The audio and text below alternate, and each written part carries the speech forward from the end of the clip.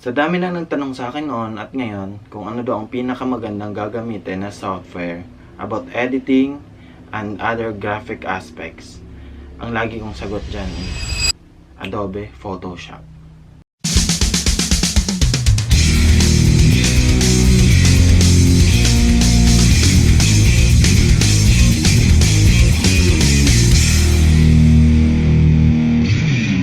If follower kita or friend kita sa Facebook, malamang nakita mo yung post ko doon na what if magkakaroon tayo ng video tutorial about Adobe Photoshop.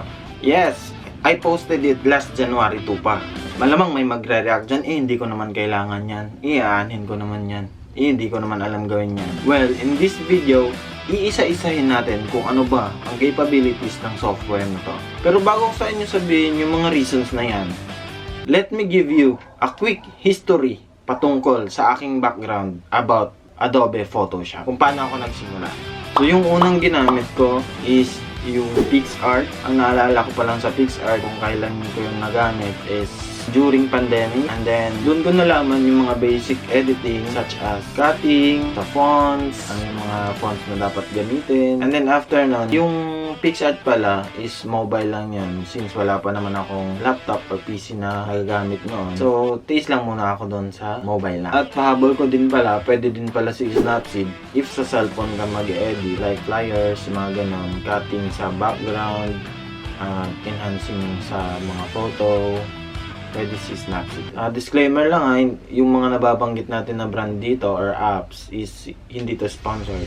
Pero baka naman. And then, after kong natutunan yung mga basic editing, nag-explore ako or sa ComShop, doon ko na-explore si Canva. Si Canva naman is halos nandun na yung mga tools na dapat gamitin about editing para makagawa ka ng creatives mo. Si Canva ay merong dalawang version, which is yung free lang, and then meron din siyang pro. Mas maganda doon if i-avail mo yung pro kay Canva. Kasi, pag sa free ka lang kasi is limited lang yung mga gamit mo. Unlike sa pro, like templates, pwede mo siyang magamit na. And then, nung nakatrabaho ako or nakapaghanap ako ng work dito sa Maynila, way back 2021, doon ko nasimulan si Adobe Photoshop. Yung natatandaan ko pa dati kay Adobe Photoshop, yung unang gamit ko pa lang is parang nalilito ako, hindi ko alam kung anong gagamitin dyan, ganyan. Kasi magkaiba si Photoshop talaga, kasi si Photoshop is yun yung mga ginagamit ng mga professional talaga. Kumbaga, si Adobe Photoshop, siya yung standard about editing talaga. Si Adobe Photoshop, yung pinakamatagal ko talagang nagamit. Kasi, siya yung gamit ko since 2021, then ngayon, 2024. Now, bakit ko nagustuhan si Adobe Photoshop? Gaya nung sabi ko kanina, ang Adobe Photoshop is one of the industry standard. Kahit saan ka magpunta, ang makikita mo lang, Photoshop yung gamit nila. Well, do I recommend Adobe Photoshop sa mga newbies or beginners? 100% yes. Yun lang muna sa ngayon.